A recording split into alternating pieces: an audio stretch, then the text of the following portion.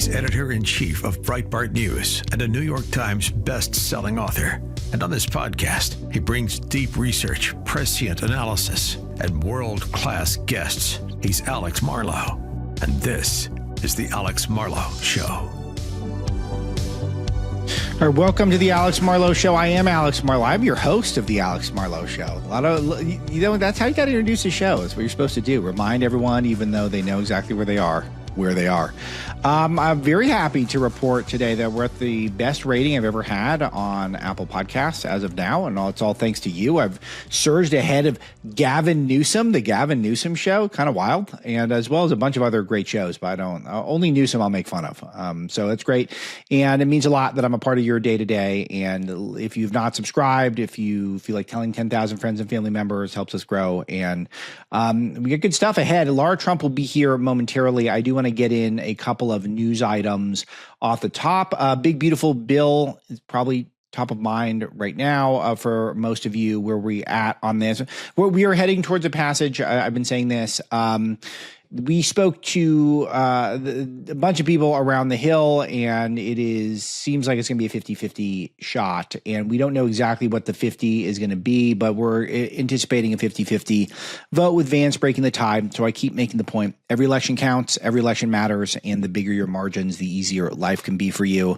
But we still could potentially get to a July 4th signing, which would be great for everyone in Washington. I'll tell you that. And I guess it'd be good for the rest of us. Why not? So here's what it's looking like. Here's what I'm to understand are the moving parts as of now. The first thing that I would point out is we've had the Vote-A-Rama was a record thing. There's all sorts of different provisions that I won't dwell on too much in the sake of the podcast. But if you want the detail, we got it all for you at Breitbart News. But the main thing is, can you win over enough Republicans who are in the moderate camp? Tom Tillis, he said that he would only accept specific Medicaid language that he's not going to get. And I took his announcement that he's going to retire, which we'll come back to in just a few minutes with Lara, to be a admission that he's not going to support it. So he's out. Rand Paul wants a debt ceiling that is only increased by $500 billion or less. That's actually a lot for him. He doesn't like any increases in the debt ceiling, but he's not going to get that either. And thus he's probably out too. So then the question is, can we hold Murkowski or Collins? Susan Collins has an amendment to increase rural hospital funds paid for by letting the 2017 tax cuts for the wealthy tax bracket expire. This is interesting to me because as a populist matter, most people want to see taxes go up on the rich. It's just true. Most people want that. They want taxes to go up on the rich.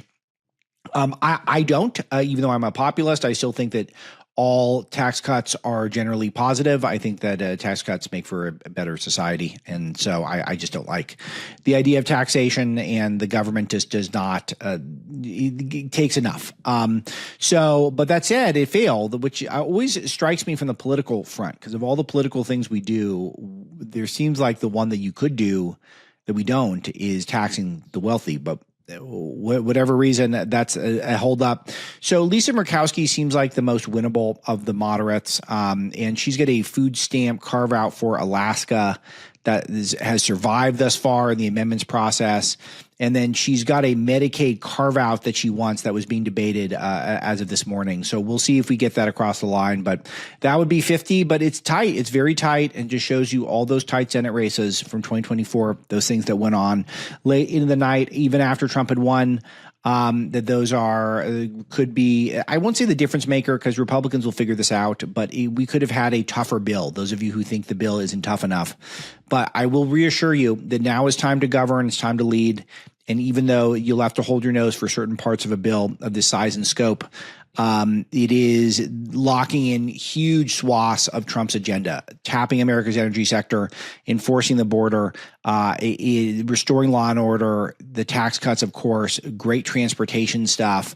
We were just learning that I was talking to Bradley I'm sorry, not Bradley Jay, Nick Gilbertson, who is our Washington bureau chief, about modernizing air traffic control systems. We talk about that in my Breitbart Fight Club interview with him today.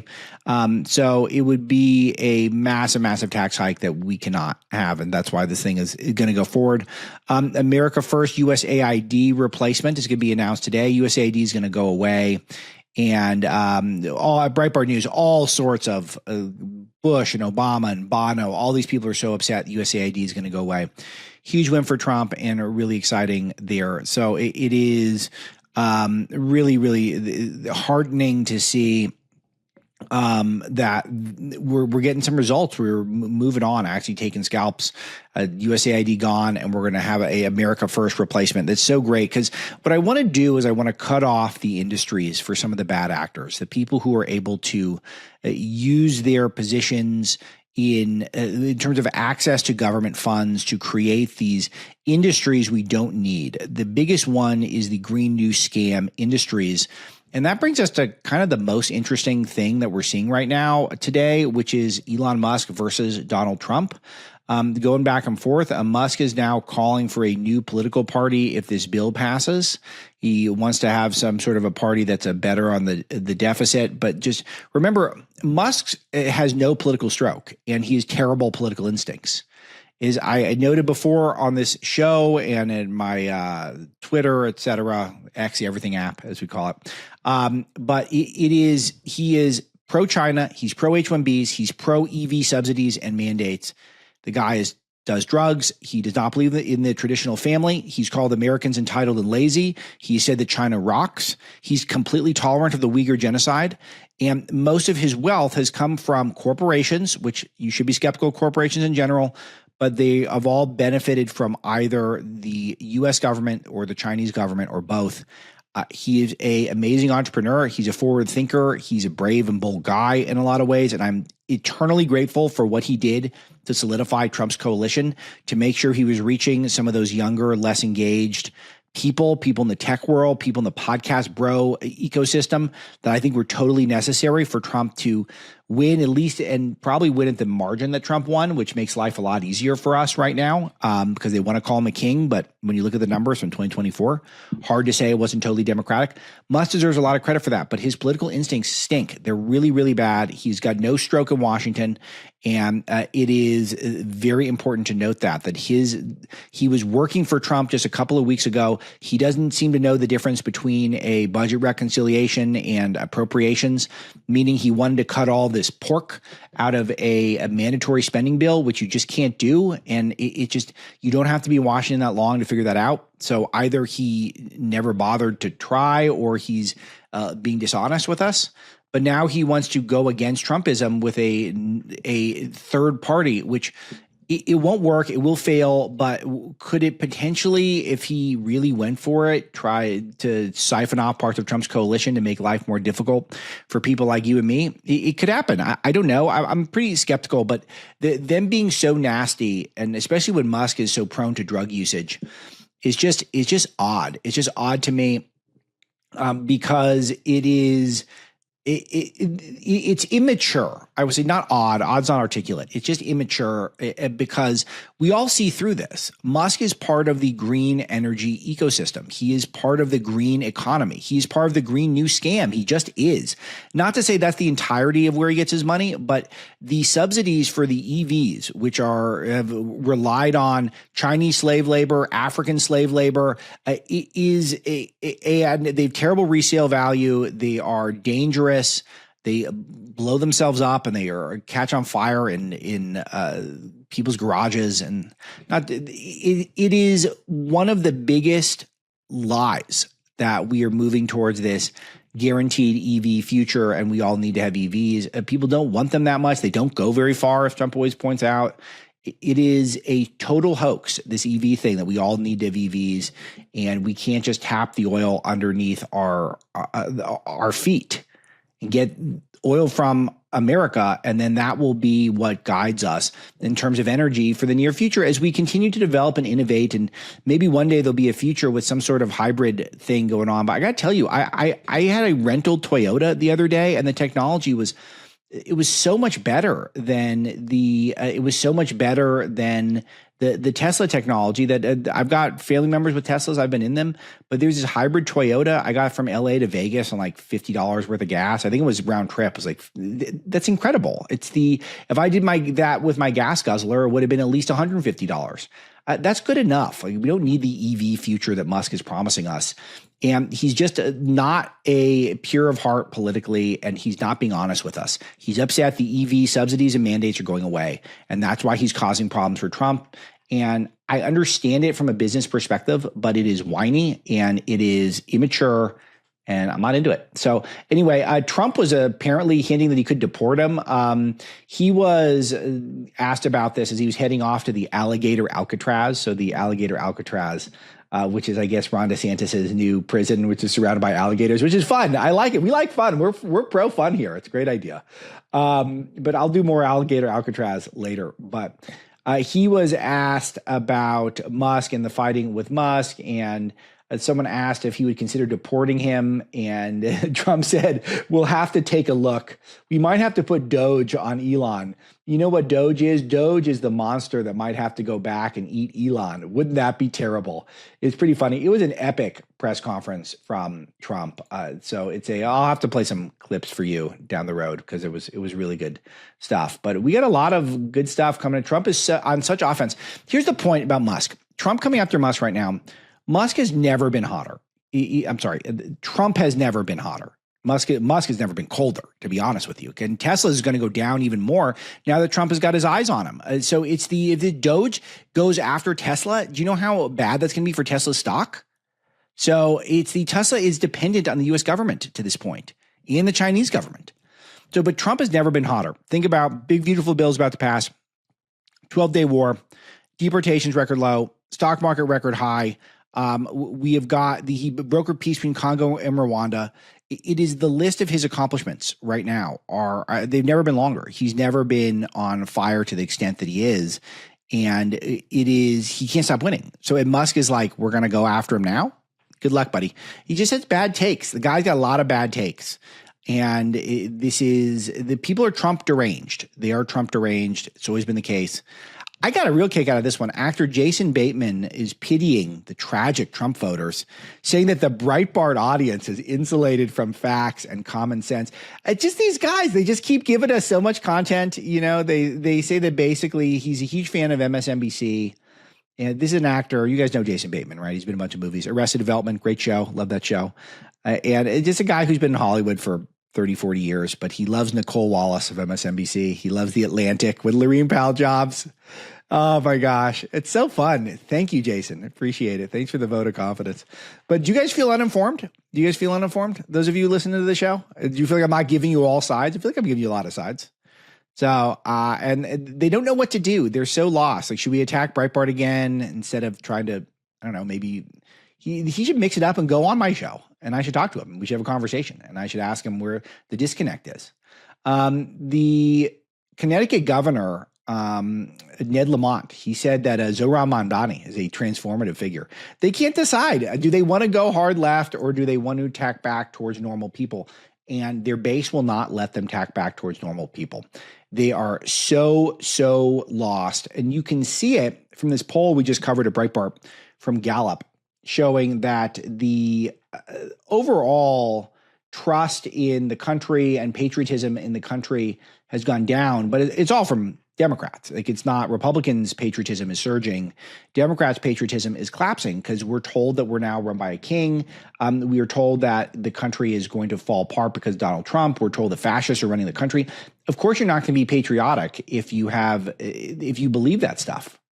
So Republicans' level of pride has been slightly increased, 92%, up from 85% last year.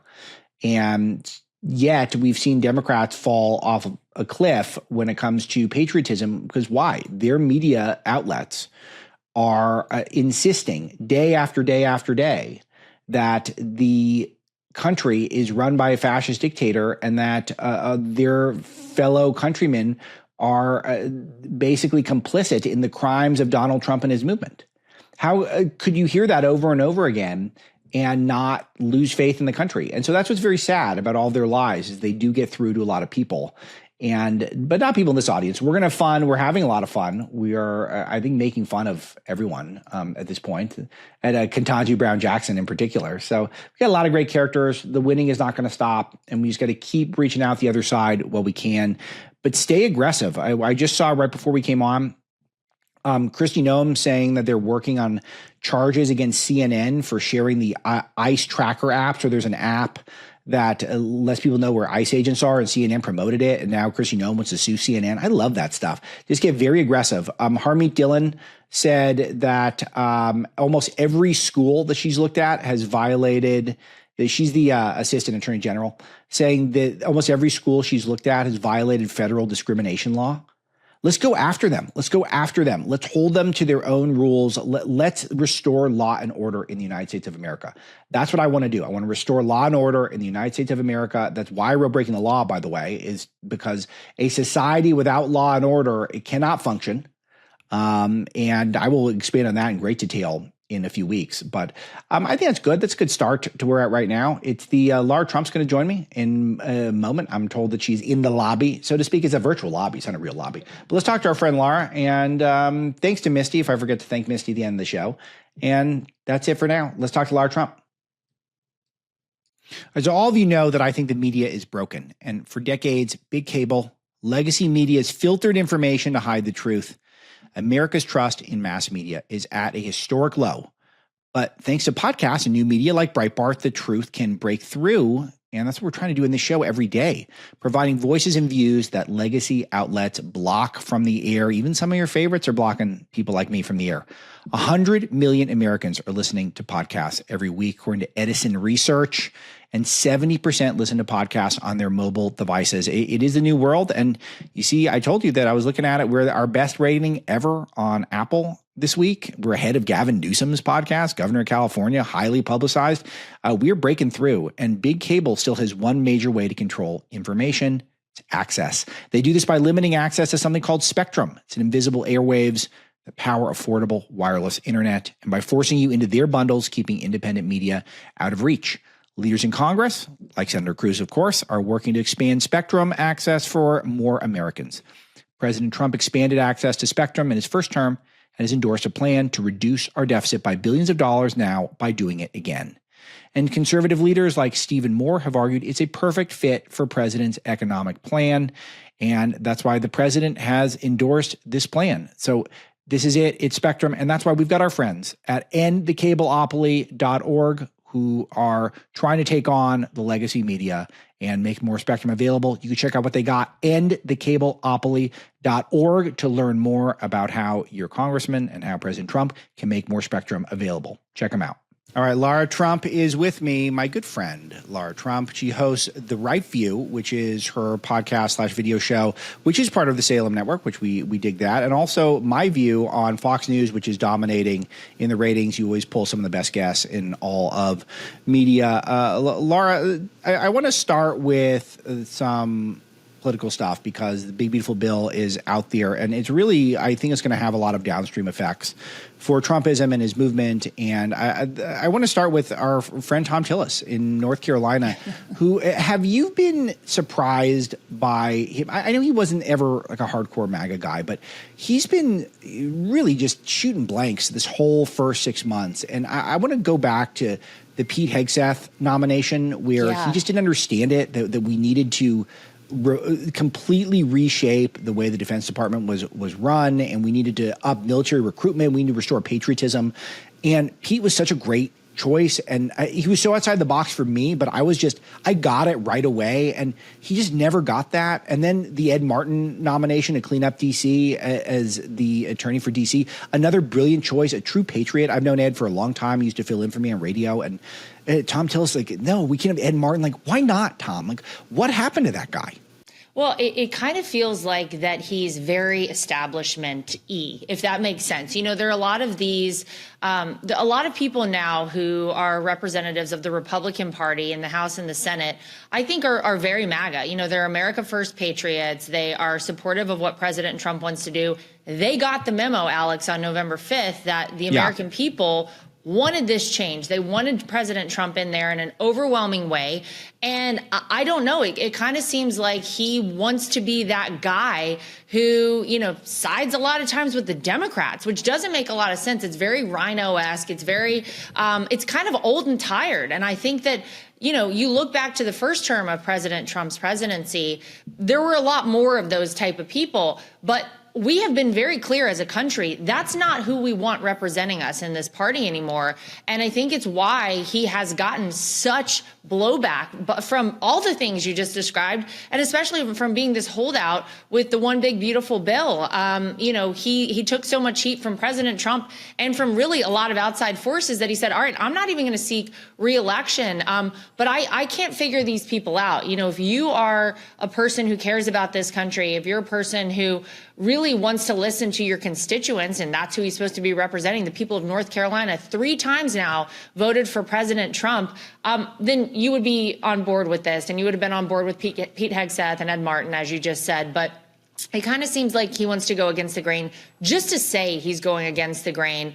But I think you're going to see a lot of those people like him weeded out. I think come 2026, there could be a new person in his spot. I mean, there will be, hopefully an America First, MAGA patriot who wants to do the right things for the people of North Carolina and the entire country. Lara, I'll get the uncomfortable but obvious question out of the way. Is that going to be you? What's so funny, Alex, is that this is the 3rd time that I will have truly considered, and look, it's fresh. This is in the past 48 hours, all this kind of came at me. I will say I've fielded quite a few calls from a lot of people. Some of those calls have come from the White House. But this is the 3rd time that I've really considered this. And, at a certain point, you look at these things and you kind of say to yourself, all right, well, if this keeps coming up, maybe there's something to it. And I've definitely seen the way that one person can impact so many. And I've seen that through, of course, my father-in-law as our president. And so I do think that it's something that's in my future. Is it in 2026? Maybe. There's a lot that has to happen in order for me to say, yes, I definitely would like to seek out this Senate seat in North Carolina. But I certainly have considered it. I considered it in 22 during those midterms. Yeah. Ted Budd ultimately, of course, won that seat. Then I also considered it with Marco Rubio when he vacated his seat to become our Secretary of State. So I'm a big fat maybe. I'm not going to give you a lot of info on this one because it's all kind of fresh. So we'll see what happens. It's fresh, but you do see yourself as a senator in the future. I would love to serve in some capacity like that, yes. And I'll tell you the reason that I haven't done it yet is because the timing hasn't felt exactly right, with my kids, my family, all of it. And so if we can work that out and it feels right and the timing is right, then it'll be a yes for me. So that's the main concern. Everyone knows you're a daughter of North Carolina. This is well tread territory, but though feel free to remind the audience of that. But it does seem like you have a great life in Florida, and that's got to be a real consideration. You got a hit show. You've got the fun podcast that I get to do from time to time with you. I'm on tonight, by the way. So I think we're having a double. It's a home and home, as they say in the sports world, for podcasting. But and your kids are young, so there's got to be. It seems like Eric's doing great with the new business. We talked about the phone with him a couple of weeks ago. But we would love to see you there. I think I'm speaking from my audience in particular. But but life is good in Florida, and that's got to be a consideration. Absolutely, life is great in Florida. But you're right. I was born and raised in North Carolina. It's my home state. All of my family, by the way, lives there. My parents, my brother, my cousins, aunts, uncles, all of them are still in North Carolina. So when I say I'm going home, I'm going to North Carolina. And, it could be very feasible for us to have a great life in North Carolina as well as in Florida. So we have some talking to do as a family, but certainly there's a lot that goes into it. And I know there are a lot of people who've been in my shoes before. There's a reason, Alex, you don't see a lot of young moms and moms of young kids in the United States Senate because it's challenging and you do have to figure out a lot with your family. Not impossible, but certainly a lot of juggling and moving around of things for something like that. Well, what are your favorite areas for in North Carolina? I don't want you to get yourself into trouble here, but because I'll tell you, Mrs. Dr. Marlow has always has a North Carolina fantasy that we would end up there one day, and I don't think it's going to happen, to be honest. But it's been a consideration. Well, we actually You're spoiling her dreams right now. Well, when she was applying to jobs 4 years ago, she had ranked some schools or some institutions in North Carolina incredibly high, and it didn't end up working out. But it was but are there any of your favorite spots there? Oh my God. Well, I grew up on Wrightsville Beach, North Carolina. I mean, Wilmington is the bigger city there. Yeah. And my parents still live in the exact same house that I came home from the hospital after I was born to. So I've been in that house my entire life. It is an incredible place. I actually think Wilmington is one of the fastest growing cities in the entire country. And for good reason. It's an incredible place. It's very Charleston and Savannah-esque. You have the river downtown, you have the beach on the other side. Fast growing, great, food and nightlife and culture and all of that there. But then the other side of North Carolina is so many people remember from the hurricane not too long ago are the mountains. And it is incredible. It's beautiful. You kind of have everything. Yeah. And that in California, you kind of have that as well. You have the mountains on one side, you have the coast on the other side. And so it's a great state. And then right in the middle, you got a lot of great schools, as you just alluded to. I went to NC State, and you have that Raleigh-Durham triangle where you have Chapel Hill, you have Duke, you have Wake Forest close by. So it's a fun place. It's a great state. But Wolfpack for life. Sorry to all the Tar Heel fans out there. No shade to you either.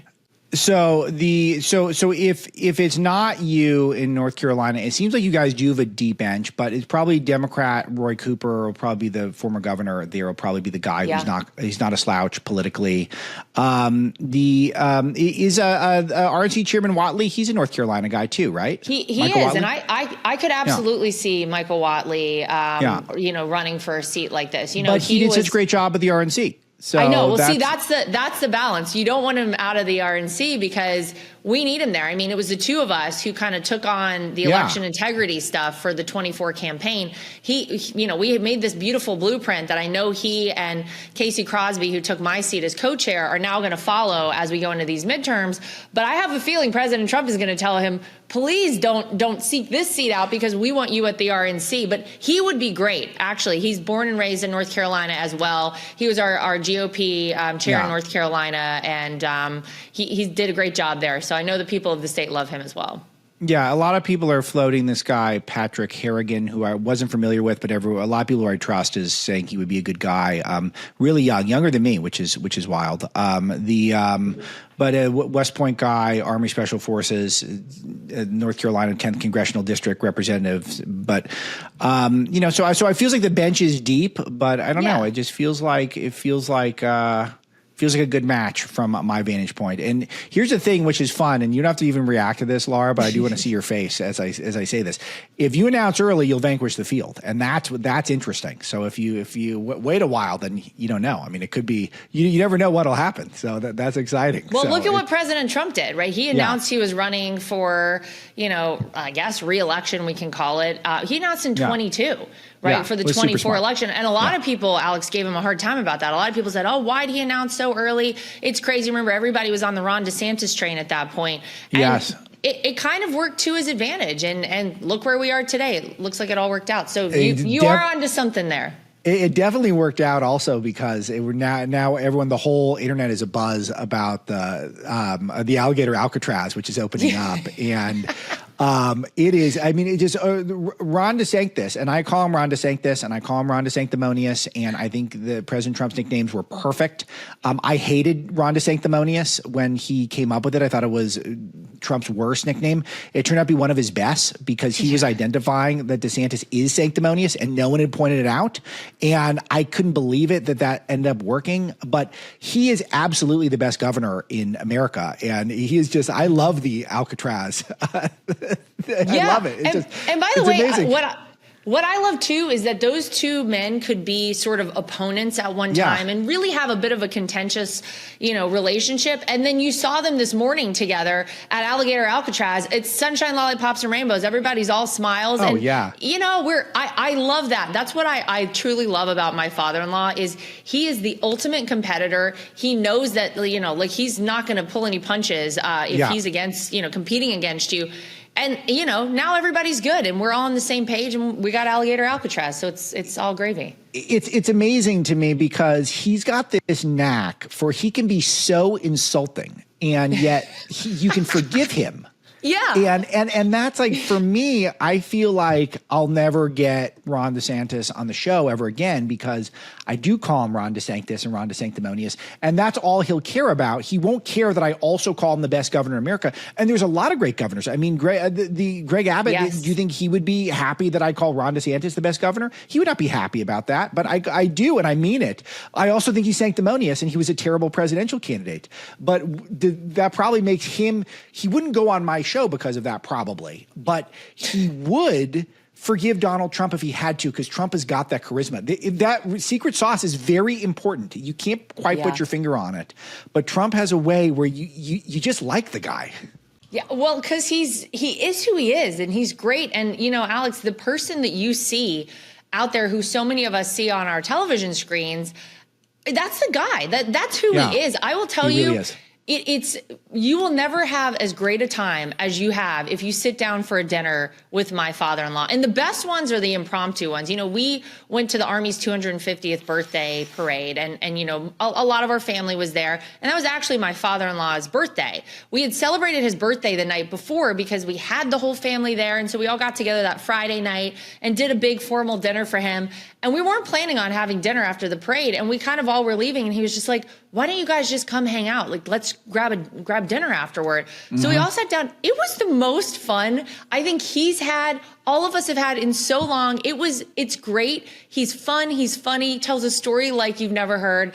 But you're right. He has this amazing ability. And I think it's because people get it. They understand that he needs to get things done in the moment, whether it's, you know, for the country, whether it's during a presidential campaign or whatever it is.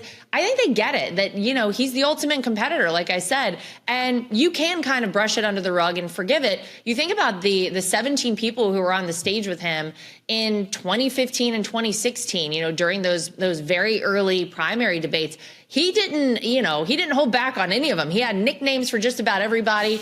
And some of these people are now serving in his cabinet. So it's awesome. And I love to see it. And I don't know that there's anyone else who could get it done quite like he can. I mean, little Marco was just devastating, and now it's they're the dream team. Look at them! I mean, I know. It's like he's the star of the whole cabinet. I mean, there are many stars, but he's arguably been the best, just because it's part of the nature is what's in his portfolio, which is vast and important. But it's there's not a lot of slouches in that cabinet, but he's one of the stars of the whole thing. And Trump was calling him Little Marco a while ago.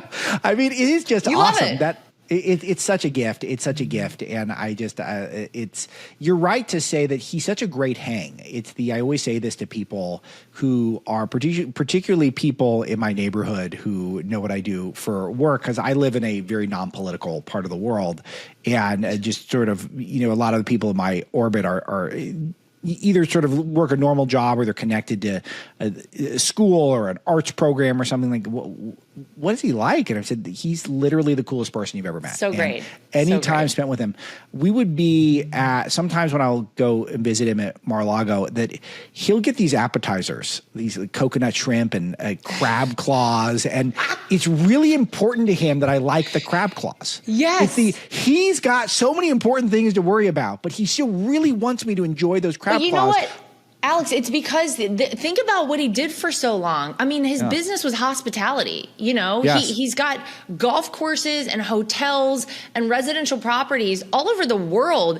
And it's so funny because that's in the blood of all the Trump family. I see it with my husband. I see it with his siblings. That's what they do. They want you to enjoy themselves. And so I'll actually never forget when we were sitting down to do debate prep. This was serious stuff. And everybody, you know, the group of people we had there, everyone very focused. We knew exactly what we had to accomplish, limited time, and all he cared about was making sure everybody got one of those coconut shrimp you're talking about. Yeah, they're so good. But he's the ultimate, you know, host, and he wants hospitality to be at its best, and he's like that at Mar-a-Lago. He's like that at the White House. He's like that. It's baked in at this point to who he is. You know, one of the things, and maybe you can help me, maybe you can speak to this a little bit, Lara, because I think this really is important.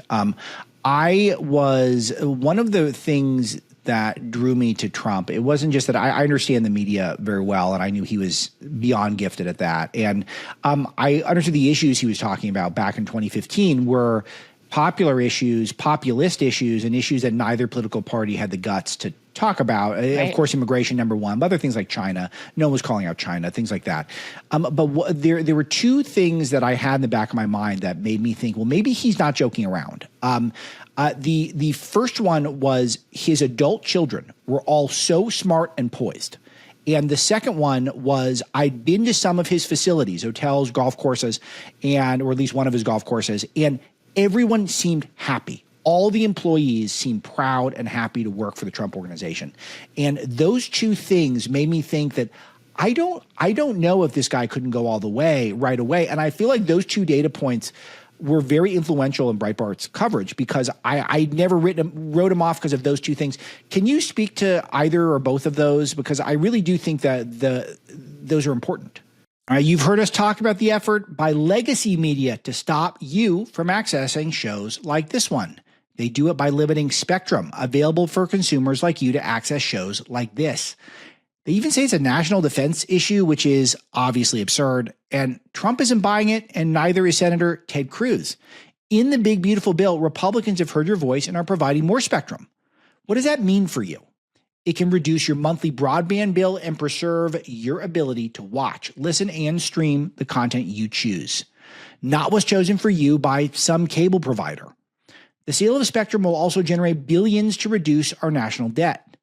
Don't let the giant cable providers and legacy media continue to filter your information. Tell your senator and member of Congress to work with Senator Ted Cruz and President Donald J. Trump to expand spectrum and end the legacy media monopoly for good. You can learn more at endthecableopoly.org. That's endthecableopoly.org. Yeah, well, I'll go back to what our former vice president said during the campaign in 2016. And he said, you can fake a lot of things, but you can't fake your kids. And you can judge a tree by the fruit it bears. Look, that's straight out of the Bible, but it's so true. And I'll tell you, it's one of the first things that drew me truly to my husband. I met Eric out one night. I didn't know that an Eric Trump even existed. And when I figured out who he was, I was a little bit hesitant. But then getting to know him and getting to know his family, I mean, you can't fake good, hardworking people. And that's who Donald Trump has produced. That's who Ivana Trump produced alongside of him. Clearly Melania with Barron and Marlo with Tiffany. But what's amazing is to hear the stories from my husband's childhood. He wasn't given unlimited access to funds. He was required to go out on job sites with his dad and to work in the summers mowing these giant fields at some of these properties or working with the electricians or working with the plumbing guys. Eric Trump, let me tell you something, is very handy because of all the work that he did. Wow. And he got paid minimum wage to do it. But all the kids in the Trump family are like that, right? All of the adult children had that same experience. And it takes a lot whenever you have a name like Trump and you have the access to as much as they did to turn out good kids. So for me, as somebody who comes from a pretty normal American middle-class family, that was impressive to me as well right off the bat. And then his company, what you'll also notice is not only are people happy to be there, but people don't leave the Trump organization. And I'll tell you, some of his top executives are people who started out as drivers, as doormen, on the housekeeping staff. But he sees something in people. He did it to me. He sees something in people that they don't even see in themselves oftentimes. And he gives you that opportunity. Now, you have to take it. And a lot of these people did. But they've been with the company for 30 and 40 years. And they don't want to go anywhere. And that speaks volumes about the kind of boss he is, the kind of company he has, and really the culture overall that the Trump organization has created. You can't fake those things. You can't pay people to stay somewhere that they're miserable or that they hate. They're not going to do it. And likewise with the kids. So I love that you noticed both of those things because I've noticed them as well. And the time that I've been with this family, got 17 years now. My husband and I have technically been together, which is wild because we got together when I was 10. Just kidding. That's funny. I've seen all of them firsthand. It's amazing. Yeah, that is funny. My wife and I have been together for 21 years, which just sounds like that like how so is sad, that even Alex. like what's the math doing? on that? What is the math on that? What are we doing? That's a lot of years. So upsetting. No, it's good though. It's very cool, and I'm very excited about it. And so, but part of the fatherly part, it brings me to the next political topic I want to talk about, is that there's all of these people who are giants in our movement. And I'm not going to cite every name that I'm thinking of right now because I'm not trying to cause problems. But there's a lot of people who were really not on the same page as President Trump over the news with Iran in particular and Israel, and were very vocal about it, very aggressive about it. And Trump did not take their advice, and I think he just got a complete 100-score A+, the way he dealt with the 12-day war. He pitched perfect, not a false move in the group. And he just, kind of stood up to some of his most powerful allies in a way and did what he thought was necessary and succeeded. We got the same situation again happening where now Elon Musk, who was invaluable to Trump's coalition on the campaign, but has proven to have some really mediocre political instincts to be charitable. And now he was threatening Trump, and he wants to start a party which would, I guess, oppose Trump. I imagine you got to know Elon a little bit. Like, what's going on here? Why does he keep insisting on meddling in politics? It's got to just be the EV subsidies, but do you have a take on the latest back and forth? Yeah, I did get to know Elon a little bit, and he's a very special, I'll use that word, guy. There's no one I've ever met like him. Clearly one of the brightest minds of our time, no doubt about it. And he was very impactful, certainly in the 24 election. And I look what he did with Doge, paring down our federal government. We had to do that. Somebody had to take that mantle and run with it, and he did it. To quite a cost to him personally and professionally and all of it. So I give him a lot of applause for that. Now, what's going on now? I'm not totally sure. I know that initially there was a little,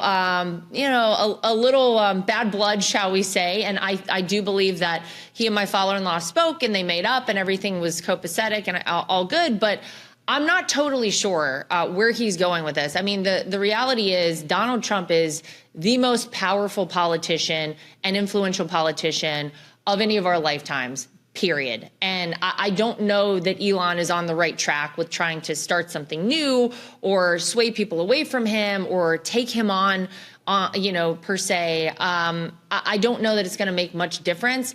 And it's a shame because there are so many of us who are so grateful for what Elon did, for our movement, for the country. Again, I think that it was necessary. We could not have gone on in perpetuity as a country with this bloated federal government, this wasteful spending and all of it. And he was able to expose a lot of it and stop a lot of it. So my hope would be that he comes to his senses.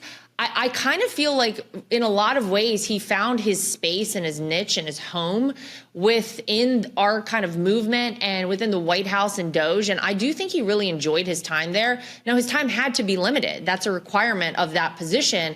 And so I almost think when he left, like he kind of didn't know where he was or who he was anymore because he was so bought into everything that he had kind of created within our movement. And so I don't know. I think maybe he's trying to find his footing. I don't know that it's going to work. And it makes me sad because I think we're always more powerful together than we are separately. Yeah. And I hope he kind of comes to his senses. But that's my hot take. I agree. I can't believe the timing of it is just so idiotic for such a bright guy. I mean, Trump has never been hotter. I mean, he's just this is it. He's got to feel like he's totally on top of the world right now. He always kind of walks around in mostly a pretty positive mood when I've seen him. I know I'm media, so he has to do that, but but he's got to be just completely just on cloud nine at the moment. And then Musk is like, I'm going to challenge him now, like ridiculously idiotic. Anyway, I want to go to the RNC for a second. And I know that you don't retain a title there at the moment, but I'm sure you're aware of what's going on. But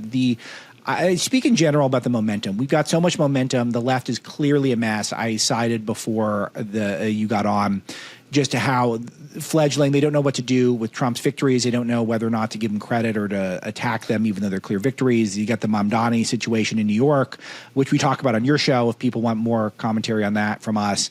But we've got to keep this momentum. So what do we do getting ready for the midterms, thinking about how do we ride this thing?